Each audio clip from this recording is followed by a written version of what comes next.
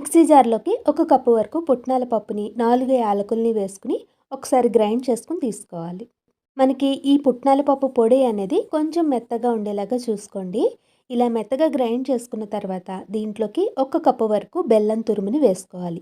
బెల్లం వేసి గ్రైండ్ చేసిన తర్వాత ఒక కప్పు వరకు ఎండు కొబ్బరి తురుముని వేసుకుని ఒక 2 పల్స్ ఇచ్చుకుంటే మనకి మొత్తం అంతా కూడా బాగా కలిసిపోతుంది. మీరు ఎండు కొబ్బరి ప్లేస్లో పచ్చి కొబ్బరిని తీసుకుంటే మాత్రం కొద్దిగా నేతిలో వేయించుకుని అప్పుడు గ్రైండ్ చేసుకుని తీసుకోండి. స్టఫింగ్ అయితే రెడీ అయిపోయింది కదా! ఒకసారి టేస్ట్ చూసుకుని మీకు ఒకవేళ స్వీట్ సరిపోలేదు అనిపిస్తే కొద్దిగా పొడిని మిక్సీ జార్లోకి తీసుకుని ఇంకొక 2 టేబుల్ స్పూన్ల బెల్లాన్ని వేసుకుని గ్రైండ్ చేసుకుని తీసుకోండి.